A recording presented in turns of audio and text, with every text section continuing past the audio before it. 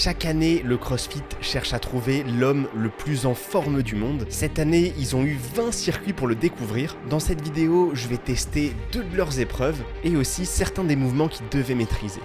Allez, j'ai installé pour le premier circuit. Il est costaud. J'ai essayé quelques répétitions, c'est des snatch unbroken.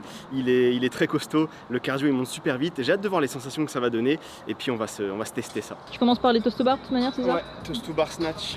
Okay. Bon allez 10 secondes.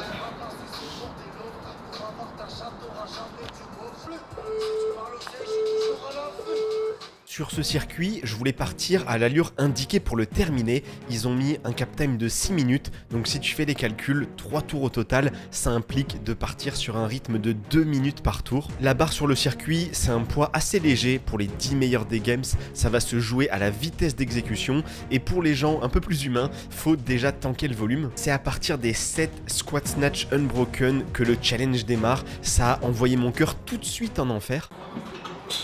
C'est bien ça. C'est beau. Vache, ça pique ça.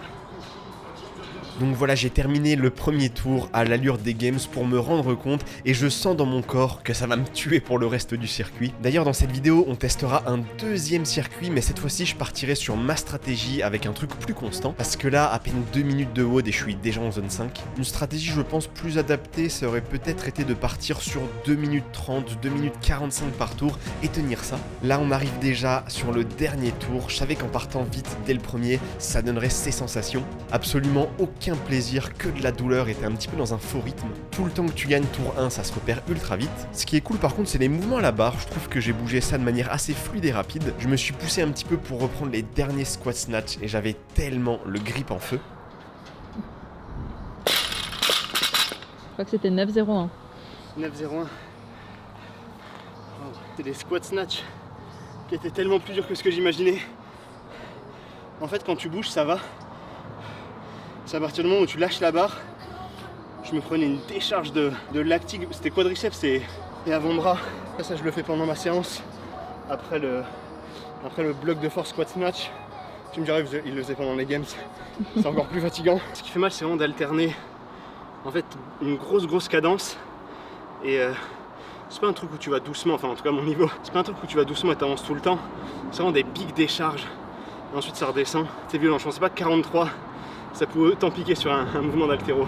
Mais vraiment tout le long ça bougeait bien. Je pense que la caméra ne rendra pas justice à ce que j'ai ressenti. Et c'est ça que j'aime beaucoup comparer quand tu testes une épreuve, tu te rends compte que même les moins forts des 30 au CrossFit Games, qui peuvent te paraître peut-être lents face au premier, en fait ils ont déjà un niveau insane. Alors normalement sur le WOD, il y avait un cap time de 6 minutes ultra agressif. Pour vous dire, il y a un tiers des hommes qui n'ont pas fini le circuit pendant les Games. C'est vous dire le niveau de l'épreuve. Et c'est pour ça que je voulais partir sur la vraie allure indiquée tour 1. Le truc c'est que j'ai complètement explosé, j'étais à quasiment 4 minutes sur le tour 2 et un petit peu plus de 3 minutes sur le dernier tour. Et voilà, je vous ai dit qu'il y a une dizaine de personnes qui n'ont pas terminé le circuit, mais il faut aussi que je vous parle du premier sur le circuit, Colton Mertens. Le frérot, il a terminé en 4 minutes 55, c'est n'importe quoi.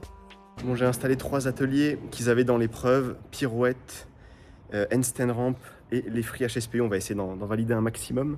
Bon là, objectif, c'était juste de voir si je maîtrisais tout ce qu'il y avait dans cette course d'obstacles. Honnêtement, bon la rampe je le passe, je l'ai filmé pour la vidéo, je savais que c'est un truc que j'entraîne quand même assez régulièrement, il n'y a pas trop de soucis. Par contre, le deuxième skill, c'est une pirouette sur un carré un petit peu surélevé, dans une matière un peu molle. Je pense pas que ce soit aussi mou que ce qu'il y avait au game, c'est la première fois que j'essaye.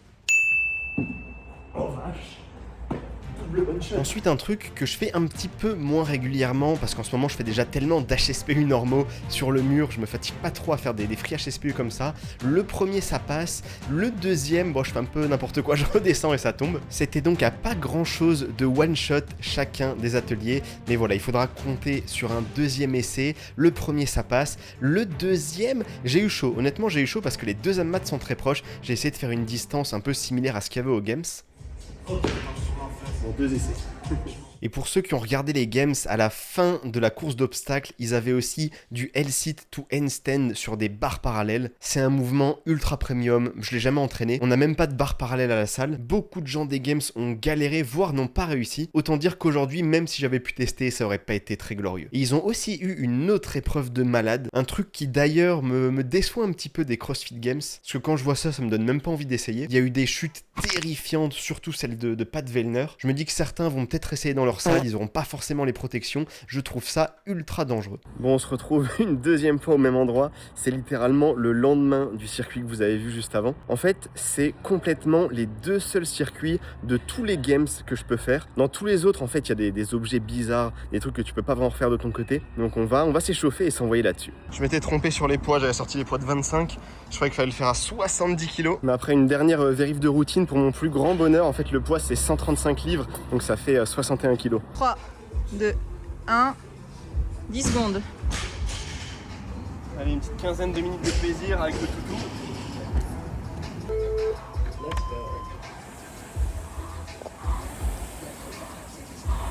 Ok, deuxième circuit des Games. Cette fois-ci, je fais ma propre stratégie qui sera tout l'inverse du circuit d'avant. L'objectif, c'est d'être ultra constant, surtout que le circuit totalise 125 pull-ups, c'est un volume énorme. Sur la première partie, 1000 mètres de rameur, j'ai vu qu'aux Games, beaucoup ramaient autour des 1 minute 40 les 500 mètres. Pour eux, ça reste en gestion. Moi, pour en garder sous le pied, je suis plutôt parti autour de 1,52, 1,53 aux 500 mètres. Allez, en gestion, mon petit Hugo.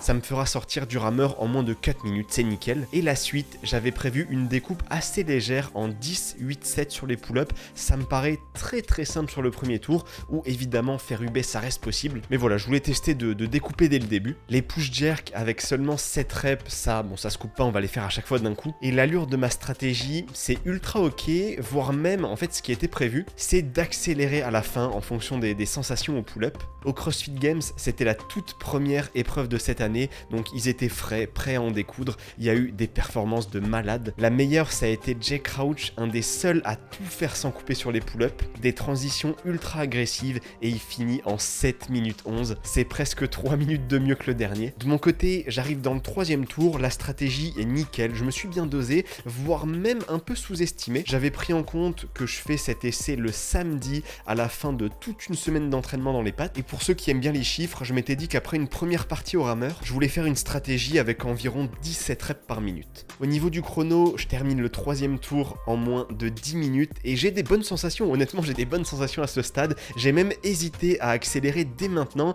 mais j'ai quand même temporisé le quatrième tour en gardant la même découpe et le même rythme. Ça me faisait environ 2 minutes pour faire à chaque fois les 25 pull-ups et les 7 push-jerk. Et arrivé dans le cinquième et dernier tour, j'ai toujours des bonnes sensations, je me suis même étonné. Je pensais que j'allais être beaucoup plus difficile dans les bras. Donc là, ce que j'ai fait, c'est que j'ai accéléré la cadence et la découpe au pull-up et j'ai repris plus vite la barre pour les push-jerk et je vais avoir mon meilleur temps sur le dernier tour en 1 minute 20. Ça me fait un temps total en 13 minutes 22. Allez.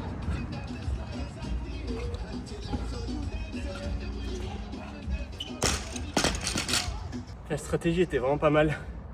Je pense que dans les 2 premiers tours, j'avais toujours la sensation de pouvoir aller plus vite. Et en fait, à partir du 3e tour, c'était pile poil la bonne allure. Et les push jerk, heureusement que c'était 61 et pas 70. Mais ça fait plaisir.